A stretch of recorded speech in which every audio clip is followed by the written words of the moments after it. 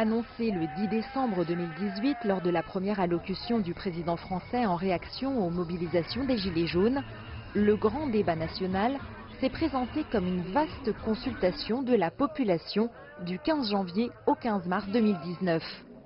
Un processus inédit à l'échelle nationale qui a vu l'organisation de plus de 10 000 réunions d'initiatives locales, mais aussi 1,9 million de contributions sur la plateforme en ligne dédiée. Se livrant pour la première fois de son quinquennat à l'exercice de la conférence de presse le 25 avril, Emmanuel Macron en a donné son bilan en réaffirmant sa ligne tout en revendiquant un projet plus humain. Philosophe et docteur en recherche politique, Bernard Rebert revient sur ce moment.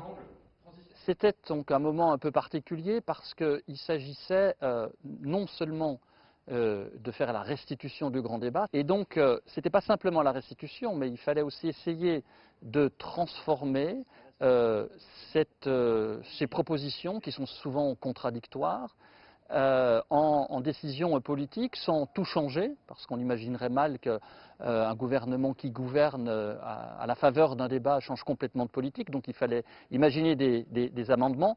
Mais je pourrais dire qu'en gros, il y a eu quelques mesures concrètes où on voit bien que le président de la République a pris en compte ce goût pour la participation, mais il voit bien qu'il faut organiser ça davantage.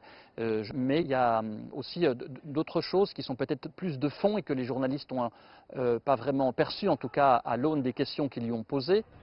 Retour de l'indexation des retraites sur l'inflation, mesures en faveur du pouvoir d'achat, attention marquée pour les territoires ou les familles monoparentales, ou encore mise en place d'un conseil de défense écologique. Si les mesures annoncées par le président n'ont pas toujours semblé à la mesure des attentes, la volonté de renouer avec les maires au niveau local et les corps intermédiaires pour faciliter les délibérations était clairement annoncée. Il pourrait y avoir une sorte de changement de méthode. Et parce que l'art d'être français, c'est une expression qu'il a reprise plusieurs fois, c'est quelque chose de particulier parce qu'il faut pouvoir à la fois être très concret, très ancré, très enraciné et en même temps universel. Et donc on voit bien qu'en politique, généralement, les questions qu'on a à prendre, elles touchent son contexte très particulier, mais son contexte très particulier doit pouvoir être articulé avec le contexte d'autres gens qui n'ont pas du tout les mêmes intérêts, les mêmes valeurs, les mêmes envies.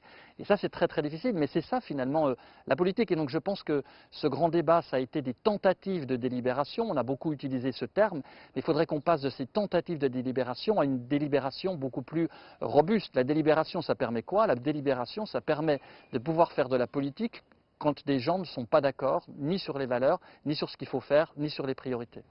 Si l'une des revendications majeures des Gilets jaunes, le référendum d'initiative citoyenne, un dispositif de démocratie directe, a été écarté, Emmanuel Macron a plaidé pour faciliter la mise en œuvre d'un référendum à l'initiative du peuple en proposant d'abaisser à 1 million le nombre de signatures nécessaires pour saisir le Parlement.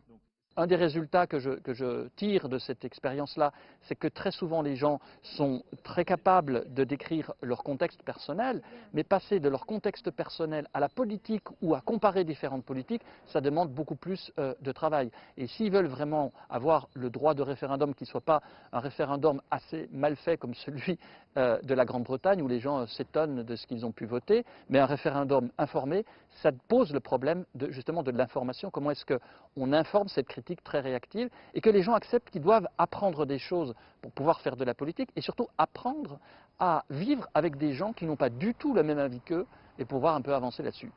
Si le besoin de débat et de participation citoyenne aux décisions politiques se fait particulièrement sentir dans la période que nous traversons, cela s'accompagne d'attentes, de mesures concrètes, notamment en matière de fiscalité. C'est tout l'enjeu auquel fait face l'exécutif qui doit à présent gérer la sortie du grand débat avec les partenaires sociaux pour ne pas décevoir à quelques semaines des européennes. Jade Charles, CGTN, Paris.